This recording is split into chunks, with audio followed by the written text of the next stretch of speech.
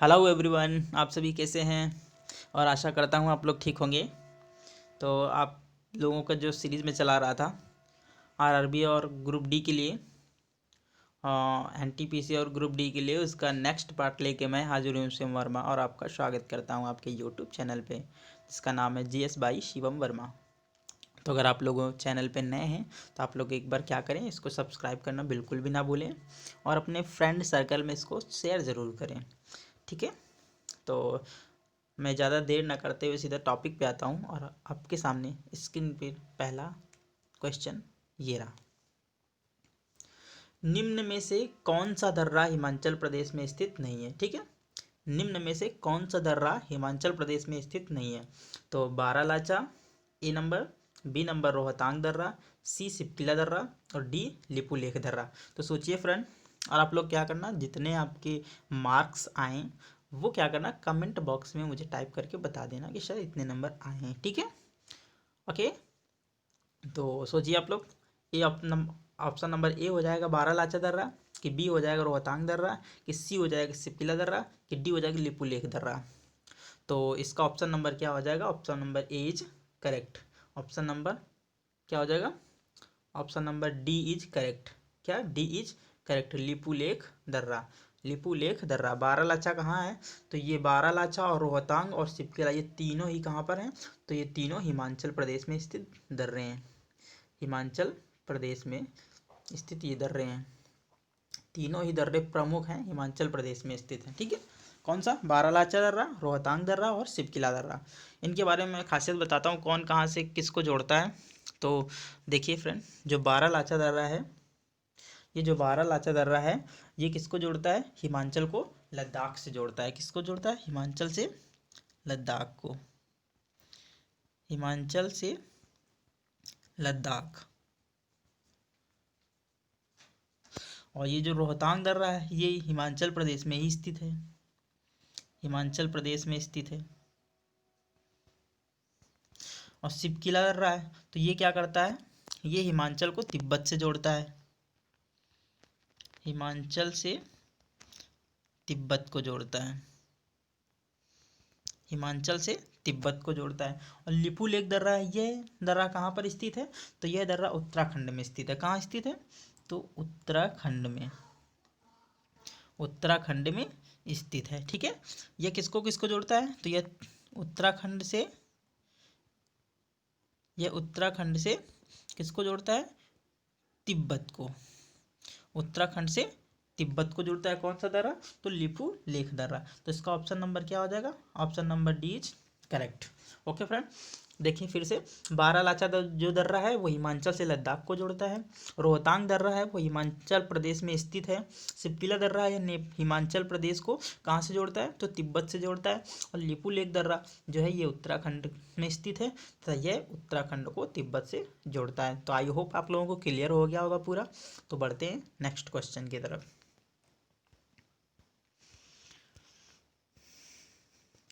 प्रश्न 2 आपके स्क्रीन के सामने, विश्व की सबसे ऊंची झील कहाँ पर है, विश्व की सबसे ऊंची झील कहाँ पर है।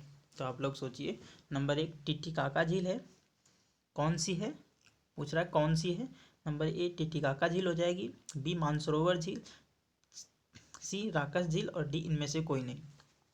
तो मैं सब पढ़ा चुका हूँ आपको, जब जियोग्राफी पढ़ा रहा था तो नदियों, जब नदियाँ मैंने पढ़ाई थी तो ये भी पढ़ा चुका हूँ मैं, ठीक है। तो आप लोग अगर ऑप्शन एलिमिनेट करेंगे, ऑप्शन एलिमिनेट कर देंगे तो आप लोगों को सब पता चल जाएगा कि क्या हो सकता है। तो आप लोग सोचिए, ठीक है। तो इसका ऑप्शन नंबर क्या हो जाएगा, option number A is correct, Titicaca झील। Option number A is correct. Titicaca झील है कहाँ पे, तो ये है बोलीविया देश में, बोलीविया देश में, बोलीविया देश। ओके, मानसरोवर झील, तो ये मानसरोवर झील है तिब्बत में, तिब्बत में है। इससे कौन सी नदी निकलती है, तो इससे निकलती है सिंधु नदी। कौन सी नदी, सिंधु नदी। राकास झील, इससे कौन सी नदी निकलती है, तो इससे निकलती है सतलज, सतलज नदी निकलती है राकास झील से, ठीक है। कौन कौन सी, टिटिकाका झील बोलीविया देश में, तो इसका ऑप्शन नंबर क्या हो जाएगा, एज करेक्ट हो जाएगा। मानसरोवर झील की बात करते हैं तो मानसरोवर झील जो है तिब्बत में, ठीक है, तिब्बत में है। उससे कौन सी नदी निकलती है? तो उससे निकलती है सिंधु नदी। राकस झील कहाँ है? सतलज में है। इससे राकस झील कहाँ पर है? तिब्बत में। और इससे कौन सी नदी निकलती है? तो इससे निकलती सतलज नदी। सतलज नदी भारत में किस दर्रे से प्रवेश करती है? तो ये शिवकिला दर्रा है। ये शिवकिला दर्रा है। शिवकिला दर्रे से, शिवकिला दर्रा कहाँ पर है? तो हिमाचल प्रदेश में। इसी से शिवकिला दर्रा से ही हिमाचल प्रदेश में सब सतलज नदी प्रवेश करती है। ओके, तो आप लोगों को मैं ट्रिक थोड़ा बताता हूँ। एक ट्रिक याद आ गई, तो थोड़ा देखें। मैं हिमाचल प्रदेश के दर्रे की बात करता हूँ। तो हिमाचल प्रदेश के दर्रे याद करने की एक आसान सी ट्रिक है। उसमें क्या है? हिमाचल के दर्रे, हिमाचल के दर्रे, इसमें क्या है? तो इसका मतलब बड़ा रोहित सीप से, बड़ा रोहित सीप से हिमाचल गया, हिमाचल गया। बा से मतलब बारालाचा, बा से बारालाचा। रोहित मतलब रोहतांग दर्रा, रोहित का मतलब रोहतांग दर्रा। सिप मतलब सिपकिला दर्रा। ठीक है, सिप मतलब सिपकिला दर्रा। हिमाचल गया मतलब हिमाचल प्रदेश। ठीक है, तो कौन कौन सा होगा? बड़ा रोहित सिपकिला, बड़ा रोहित सिप से हिमाचल गया। तो बड़ा मतलब बारालाचा, रोहित मतलब रोहतांग दर्रा, सिप मतलब सिपकिला दर्रा। ठीक है, तो ये ट्रिक है, आप लोग नोट कर लीजिए। तो आगे बढ़ता हूँ मैं क्वेश्चन नंबर 3 की तरफ। अगर आपको मज़ा आ रहा हो तो एक बार यस सर लिख देना और लाइक बटन पे प्रेस करके जाना। ठीक है, निम्न में से सर्वोच्च गुणवत्ता वाला कोयला का प्रकार कौन सा है? सर्वोच्च गुणवत्ता वाला पूछ रहा है। ठीक है फ्रेंड, तो आप लोग सोचिए, पिट, विटुमिनस, पिट कि विटुमिनस कि एंथ्रोसाइट कि लिग्नाइट, लिग्नाइट। ठीक है, तो आप लोग सोचिए इसको कौन सा हो जाएगा। तो इसका ऑप्शन नंबर क्या हो जाएगा? ऑप्शन नंबर देखिए, इसमें सी नंबर करेक्ट हो जाएगा, एंथ्रोसाइट। क्या हो जाएगा? एंथ्रोसाइट। जो एंथ्रोसाइट होता है वो सर्वोच्च गुणवत्ता वाला होता है। एंथ्रोसाइट जो होता है वो सर्वोच्च गुणवत्ता वाला कोयला होता है। जो पिट कोयला होता है, क्या बोलते हैं इसको? पिट। ये क्या होता है? ये सबसे बेकार कोयला का प्रकार होता है। सबसे बेकार कोयला का प्रकार होता है पिट कोयला। लिग्नाइट, जो लिग्नाइट होता है वो तीसरे नंबर पे आता है और बिटुमिनस ये दूसरे नंबर पे आता है। ठीक है, तो आप लोग ऐसे क्रम से याद कर सकते हैं। एंथ्रोसाइट फर्स्ट, बिटुमिनस दूसरे नंबर का कोयला है, तीसरे नंबर कौन सा? लिग्नाइट, और चौथे में है पिट। तो पिट जो है वो सबसे बेकार कोयला होता है और एंथ्रोसाइट जो होता है वो सबसे अच्छा कोयला होता है। एंथ्रोसाइट जो कोयला होता है वो भारत में पाया तो जाता है, भारत में पाया जाता है। कहाँ पर पाया जाता है? तो ये पाया जाता है जम्मू एंड कश्मीर में। लेकिन कितना पाया जाता है? इसका 0.5%, केवल 0.5% ही भारत में पाया जाता है। वो भी कहाँ पर? तो जम्मू कश्मीर में। ठीक है, तो आशा करता हूँ आपको समझ में आ रहा होगा। तो बोल दें यस सर। तो आगे बढ़ते हैं क्वेश्चन नंबर 4 की तरफ। भारत का सबसे ऊंचा बांध कौन सा है? भारत का सबसे ऊंचा बांध कौन सा है? तो option number A Bhakra, Bhakra Nangal. दूसरा टिहरी बांध, तीसरा हीराकुंड बांध, और चौथा इनमें से कोई नहीं। तो आप लोग सोचिए फ्रेंड। चलो मैं अब तक ऑप्शन से खेलता हूँ। हीराकुंड बांध, हीराकुंड बांध कहाँ पर है ये? तो ये है, बताइए आप लोग कहाँ फ्रेंड है? तो हीराकुंड बांध है महानदी पर। है कहाँ पर? तो ये है उड़ीसा में। किस नदी पर है? महानदी पर, महानदी पर है। और है कहाँ? उड़ीसा में। महानदी पर है और है कहाँ? उड़ीसा में। किस नदी पर है? तो ये है, आप लोग सोचिए किस नदी पर है? तो महानदी पर। मैं बता चुका हूँ यार। टिहरी बांध कहाँ है? तो टिहरी बांध किस नदी पर है? तो ये भागीरथी नदी पर है, भागीरथी नदी पर है। और है कहाँ पर? तो है उत्तराखंड में, उत्तराखंड में स्थित है। भाखड़ा नागल बांध कहाँ है? तो भाखड़ा नागल बांध है पंजाब में। कहाँ पर है? पंजाब में। और किस नदी पर है? तो ये है सतलज नदी पर, सतलज नदी पर। ठीक है, टिहरी बांध भागीरथी नदी पर, हीराकुंड बांध महानदी पर, जो है कहाँ? उड़ीसा में। और भाखड़ा नागल बांध पंजाब सतलज में। ठीक है, तो आप लोग सोचिए कौन सा सबसे ऊंचा बांध पूछ रहा है। तो सबसे ऊंचा बांध हो जाएगा भाखड़ा नागल बांध। Option number A is correct. Bhakra Nangal बांध है वो सब भारत का सबसे ऊंचा बांध है। ठीक है, भारत का सबसे ऊंचा बांध है।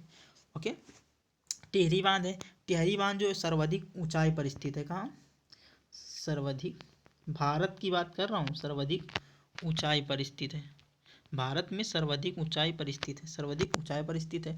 हीराकुंड बांध है, ये सबसे भारत का सबसे लंबा बांध है। भारत का सबसे लंबा बांध है। भारत का सबसे लंबा बांध कौन सा है? तो हीराकुंड। सर्वाधिक ऊंचाई पर स्थित बांध कौन सा है? तो वो टिहरी बांध। और सबसे ऊंचा बांध कौन सा है? तो वो भाखड़ा नागल बांध। ओके, तो आई होप क्लियर हो गया होगा। तो बढ़ते हैं नेक्स्ट की तरफ। क्वेश्चन नंबर 5,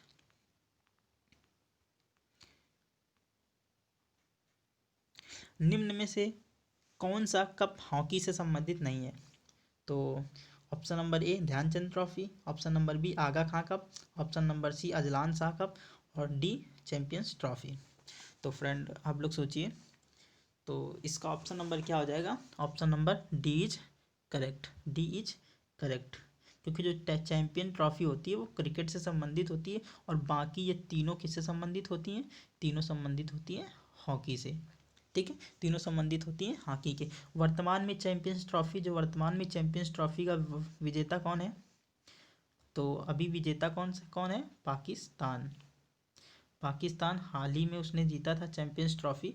तो किसने जीता? पाकिस्तान ने। भारत, ठीक है, भारत और ऑस्ट्रेलिया, भारत और ऑस्ट्रेलिया कितनी कितनी बार विजेता है चैंपियंस ट्रॉफी के? तो ये दो दो बार, दोनों ही ने दो दो बार जीता है। ठीक है, तो आई होप आप लोगों को क्लियर हो गया होगा। तो देखो, जो ध्यानचंद ट्रॉफी है, आगा Khan cup, Azlan Shah cup, ये तीनों हॉकी से संबंधित हैं। तो मैं हॉकी, जो हॉकी के कप है उससे रिलेटेड मैं सोचा आप लोगों को ज़रूर बताऊं। तो इसमें मैं एक ट्रिक लाया था, तो आप लोग देखिए ट्रिक क्या है।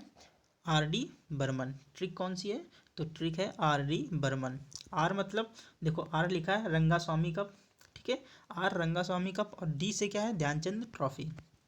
बी का मतलब है बेगम रसूल बेगम खां कप, और ए से क्या है? तो आगा खान कप। ठीक है, Aga Khan cup. R Raja Ranjit Singh, R Raja Ranjit Singh हो जाएगा, एम हो जाएगा मुरुगप्पा कप, और ए हो जाएगा अजलान शाह ट्रॉफी। ए क्या हो जाएगा? अजलान शाह ट्रॉफी, और एन से हो जाएगा नेहरू ट्रॉफी। तो फिर से एक बार, आर डी बर्मन ट्रिक कौन सी है? तो ट्रिक है R D Burman. R D Burman का नाम सब लोगों ने सुना होगा। ठीक है, तो आर डी बर्मन को याद रखिए आप लोग, और उसके बाद आप लोगों को हॉकी से रिलेटेड सारी ट्रॉफीज याद हो जाएंगी। आर से देखो, आर से रंगास्वामी कप, डी से ध्यानचंद, बी से बेगम रसूल बेगम खां, ए से आगा खां कप, आर से राजा रणजीत सिंह, एम से मुरुगप्पा कप, ए से अजलान शाह ट्रॉफी, और एन से Nehru trophy. I hope clear हो गया होगा। ठीक है, तो बढ़ते हैं नेक्स्ट क्वेश्चन की तरफ।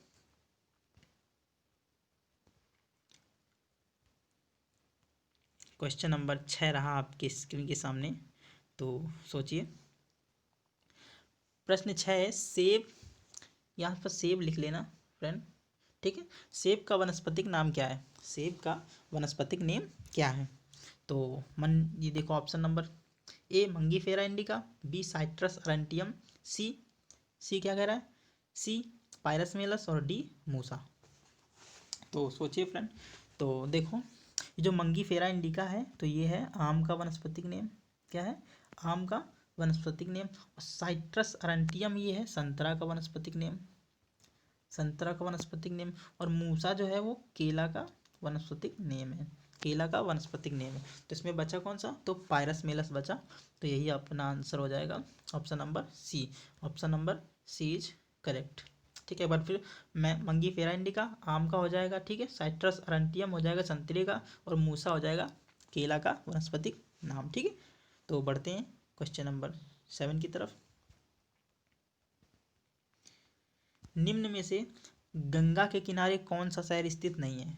ठीक है फ्रेंड, नहीं पूछ रहा है, आप लोग ध्यान देना, नहीं पूछ रहा है, नहीं की बात कर रहा है। तो ऑप्शन नंबर ए हो जाएगा कानपुर।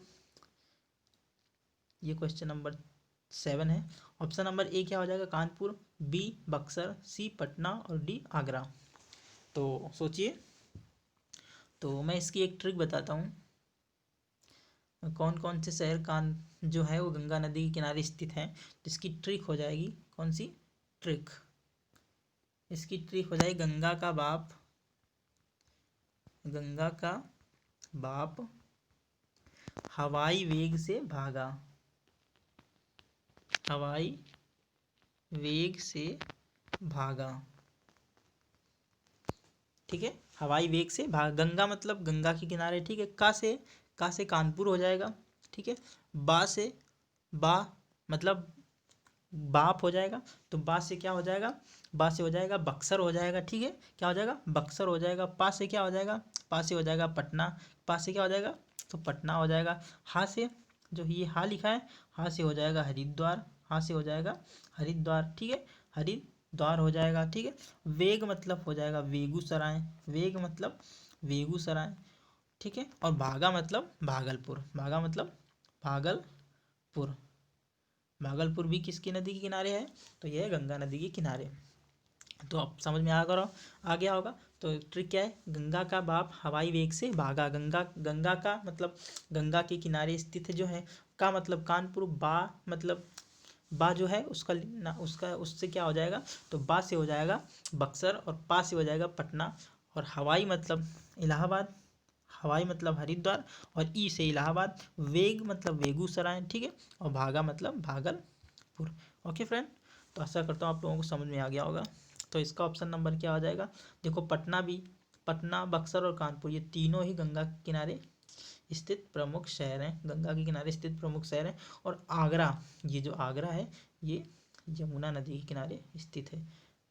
आगरा और दिल्ली, आगरा और दिल्ली ये दोनों ही किसके नदी के किनारे स्थित हैं, तो ये दोनों ही यमुना नदी के किनारे स्थित हैं। ठीक है, ओके। तो नेक्स्ट, आई होप क्लियर हो गया होगा। तो बढ़ते हैं क्वेश्चन नंबर 8 की तरफ। महात्मा गांधी को महात्मा की उपाधि किसने दी थी, क्या कह रहा है, महात्मा गांधी को महात्मा की उपाधि, महात्मा की उपाधि किसने दी थी। तो महात्मा गांधी को महात्मा की उपाधि किसने दी थी, तो सोचिए फ्रेंड। जवाहरलाल नेहरू ने क्या, कौन सी उपाधि दी थी इनको, तो जवाहरलाल नेहरू ने इनको उपाधि दी थी बापू की। कौन सी उपाधि, तो बापू की उपाधि दी थी जवाहरलाल नेहरू ने। सुभाष चंद्र बोस ने इनको कौन सी उपाधि दी थी, तो सुभाष चंद्र बोस ने इनको दी थी राष्ट्रपिता की उपाधि, राष्ट्रपिता की उपाधि। ये जो विंस्टन चर्चिल था, ये कहाँ, ये कौन था, तो ये इंग्लैंड का प्रधानमंत्री था। ये कब से कब तक था, तो ये 1940 से लेके 1945 तक, 1940 से लेके 1945 तक, जब क्या हो रहा था, second world war, second world war. अभी ये हाल ही में एसएससी सेक्शन सिलेक्शन फेज 8 में ये क्वेश्चन पूछा गया था कि जब विश्व युद्ध, दूसरा विश्व युद्ध हो रहा था, उस समय इंग्लैंड का प्रधानमंत्री कौन था, तो कौन था, तो ये था विंस्टन चर्चिल। इसने क्या कहा था, इसने कहा था नंगा फकीर। ये कब कहा था, तो ये जब दूसरे गोलमेज सम्मेलन में महात्मा गांधी भाग लेने गए थे इंग्लैंड, तो इनको नंगा फकीर कहा था, किसने, विंस्टन चर्चिल ने। ओके फ्रेंड, तो आप लोगों को समझ में आ रहा होगा। जवाहरलाल नेहरू ने क्या दी थी, बापू, सुभाष चंद्र बोस ने राष्ट्रपिता की दी थी, विंस्टन चर्चिल ने नंगा फकीर। तो ऑप्शन नंबर ए बचा है, तो ये रविन्द्रनाथ टैगोर, इन्हें क्या, इन्होंने क्या कहा था, तो इन्होंने महात्मा की उपाधि दी थी, किसको, तो महात्मा गांधी को। ठीक है, तो बढ़ते हैं क्वेश्चन नंबर 9 की तरफ। निम्न में से कौन सा समाचार पत्र महात्मा गांधी से संबंधित नहीं है, कौन सा समाचार पत्र, कौन सा समाचार पत्र महात्मा गांधी से संबंधित नहीं है। ठीक है, समाचार पत्र आपको बताना है कौन सा समाचार पत्र है जो महात्मा गांधी से संबंधित नहीं है। तो यंग इंडिया, हरिजन और इंडियन ओपिनियन और संवाद कौमुदी। तो सोचिए फ्रेंड, इसका क्या हो जाएगा। तो ये देखिए, मैं इनका प्रकाशन बताता हूँ। पहले बात तो जो यंग इंडिया है ये कब प्रकाशित हुआ था, तो ये 1922 में प्रकाशित हुआ था, 1922 में प्रकाशित हुआ था। हरिजन है तो ये 1932 में प्रकाशित हुआ था, 1932 में। और ये इंडियन ओपिनियन है तो ये कब प्रकाशित हुआ था, तो ये हुआ था 1904 में। ये 4 भाषाओं में था, कुल 4 भाषाओं में था, 4 भाषाओं में था। कौन सा था, इंडियन ओपिनियन। ये कहाँ, इसका प्रकाशन किसने किया था, तो इसका प्रकाशन महात्मा गांधी जी ने ही किया था। और कहाँ पे किया था, तो ये किया था दक्षिण अफ्रीका में, दक्षिण अफ्रीका में। ये एकमात्र महात्मा गांधी जी के द्वारा समाचार पत्र था जो दक्षिण अफ्रीका में प्रकाशित किया गया था, और ये बहुत बार पूछा जाता है। तो ये मोस्ट इम्पॉर्टेंट क्वेश्चन लिख लीजिए आप, मोस्ट इम्पॉर्टेंट क्वेश्चन लिख लीजिए आप। ओके, तो इसका ऑप्शन नंबर क्या हो जाएगा? हरिजन भी किसने लिखा था? महात्मा गांधी ने। ठीक है, महात्मा गांधी ने हरिजन के प्रकाशन कब किया? तो 1932 में, यंग इंडिया 1922 में, और इंडियन ओपिनियन 1904 में। ठीक है, तो इसका ऑप्शन नंबर बचेगा डी बचा, संवाद कौमुदी। संवाद कौमुदी इसको किसने लिखा था? तो संवाद कौमुदी को लिखा था किसने? राजा राम मोहन राय ने। किसने? राजा राम मोहन राय ने लिखा था। कौन सा समाचार पत्र था? तो संवाद कौमुदी। संवाद कौमुदी इनका समाचार पत्र था। किसका था? तो राजा राम मोहन राय का। एक बार फिर से क्वेश्चन नंबर 9 देखते हैं। यंग इंडिया 1922 में प्रकाशित हुआ था। यंग इंडिया 1922 में प्रकाशित हुआ था, और हरिजन जो था वो 1932 में प्रकाशित हुआ था। हरिजन 1932 में प्रकाशित हुआ था। और इंडियन ओपिनियन कब? 1904 में। ये कुल 4 भाषाओं में था। ठीक है, कुल 4 भाषाओं में था। और संवाद कौमुदी किसने प्रस्तुत किया था? तो ये प्रकाशन किया था राजा राम मोहन राय का समाचार पत्र था। ओके, तो बढ़ते हैं क्वेश्चन नंबर लास्ट की तरफ। आज मैं 10 क्वेश्चन ही कराऊंगा, लेकिन 10 क्वेश्चन का मतलब ये नहीं कि 10 क्वेश्चन हुए हैं। ठीक है, और आप लोग खुद समझ गए होंगे 10 क्वेश्चन का मतलब क्या होता है। ठीक है, तो क्वेश्चन नंबर ये 9 रहा आपके, 10 रहा आपकी स्क्रीन के सामने। तो देखिए और सॉल्व करिए इसको। 1857 की क्रांति में उत्तर प्रदेश के झांसी के झांसी से 1857 की क्रांति में उत्तर प्रदेश के झांसी से किसने विद्रोह किया था? उत्तर प्रदेश के झांसी से पूछ रहा है किसने विद्रोह किया था। तो ऑप्शन नंबर ए नाना साहब, बी तात्या तोपे, और डी हो जाएगा रानी लक्ष्मीबाई, और डी सी हो जाएगा रानी लक्ष्मीबाई, और डी हो जाएगा बहादुर कुंवर प्रताप सिंह। तो सोचिए। नाना साहब, देखो नाना साहब और तात्या टोपे ये दोनों ही कानपुर विद्रोह से संबंधित हैं। कानपुर में जो विद्रोह हुआ था उन किसने किया था? तो नाना साहब और तात्या टोपे ने किया था। बहादुर कुंवर सिंह जो था ये बिहार के आरा, जो कहाँ पर है? बिहार में आरा है, वहाँ से बहादुर कुंवर सिंह ने किया था। इनकी एज जब इन्होंने विद्रोह किया था तब इनकी एज कितनी थी? तो इनकी एज थी 80। और इन्होंने किसको? इन्होंने अंग्रेज़ों के लोहे के चने चबवा दिए थे। इतनी फाइट किया था इन्होंने 80 साल की उम्र में भी कि पूछिए मत, जवान फेल थे उस समय। ठीक है फ्रेंड, तो ऑप्शन नंबर बताइए इसका। ऑप्शन नंबर क्या हो जाएगा? सी इज करेक्ट। ये आप लोगों को पहले से पता होगा। रानी लक्ष्मीबाई थी, उन्होंने झांसी से विद्रोह किया था। रानी लक्ष्मीबाई जो थी उनका बचपन का नाम क्या था, या वास्तविक नाम उनका था मनु।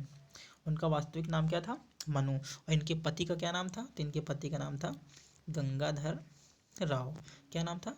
गंगाधर राव इनके पति का नाम था।